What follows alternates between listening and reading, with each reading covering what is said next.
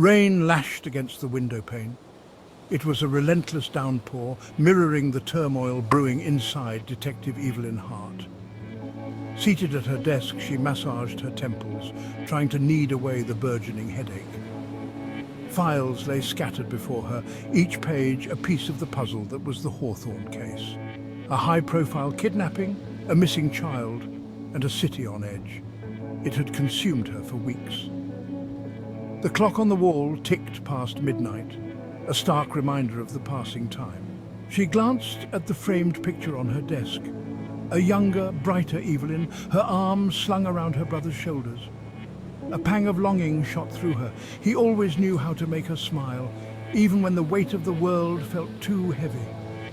She wished he were here now, his presence a comforting anchor in the storm that was her life.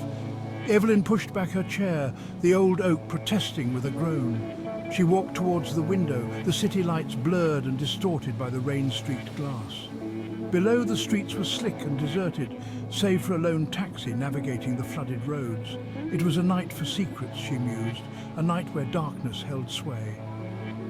The shrill ring of the phone cut through the silence, making her jump. She turned, her pulse quickening, a strange premonition settling in her gut.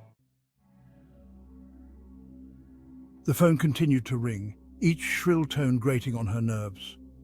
Evelyn hesitated, her hand hovering over the receiver. The Hawthorne case had made her a public figure.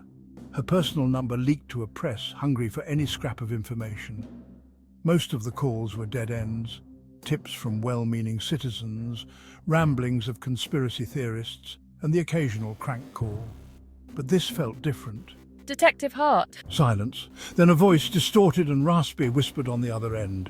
Detective Hart, I know what you seek. I know about the Hawthorne case. A chill ran down her spine. This wasn't a random call. This was deliberate, calculated. Her grip tightened on the receiver.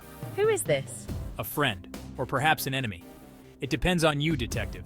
Meet me at the corner of Elm and Bleecker in 1 hour. Come alone. If you involve the police, you'll never find the girl. The line went dead.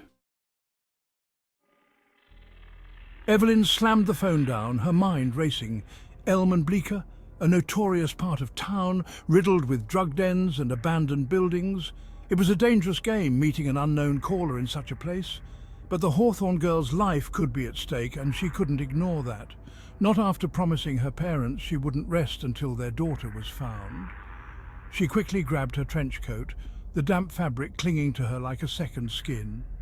She checked her revolver, the cold metal reassuringly familiar in her hand. Stepping out of her office, she called down to Sergeant Miller, the only other person on duty at this late hour. Hold down the fort, Miller. I've got a lead on the Hawthorne case. I'll call in if I need backup. Miller, a seasoned officer with a skeptical eyebrow permanently etched on his forehead, looked up from his newspaper. You sure about this, Hart? It's late, and that case has got you chasing shadows. Evelyn ignored his words. She was already halfway down the hall, her gut instinct overriding any logical argument. This was her chance, her one shot at finding the girl. She wouldn't let fear paralyze her now. As she drove through the rain-lashed streets, the windshield wipers working overtime, she replayed the caller's voice in her head. A friend or an enemy? She was about to find out. The rain intensified as Evelyn's car approached Elm and Bleecker. The streetlights flickered, casting long, grotesque shadows that danced menacingly on the pavement. The once bustling thoroughfare was now eerily deserted, the silence broken only by the rhythmic drumming of the rain and the distant wail of a siren. I parked my car half a block away, not wanting to alert my mysterious caller. As she stepped out, a cold wind whipped through the deserted street, biting through her coat and chilling her to the bone. The air was thick with the smell of damp asphalt and something else, something metallic and vaguely unsettling. She adjusted the collar of her coat and started walking, her hand never straying too far from the revolver tucked into her waistband. Each step echoed in the silence, amplifying the feeling of unease that was settling over her. She felt exposed, vulnerable in the open street. The buildings lining the street were dark, their windows like vacant eyes staring back at her. She couldn't shake the feeling that she was being watched, that somewhere in the shadows, hidden from view, a pair of eyes followed her every move. I quickened my pace, my senses on high alert, my hand hovering over the butt of my revolver. The caller had been specific. Not the corner itself, but a narrow, trash-strewn alley that snaked its way between two dilapidated buildings just off Elm and Bleecker. Evelyn approached cautiously, her hand instinctively reaching for her flashlight. The beam cut through the darkness, illuminating the grime and decay that clung to the walls. Graffiti, a kaleidoscope of colours and cryptic messages, covered every inch of the brickwork, a silent testament to the forgotten and the lost.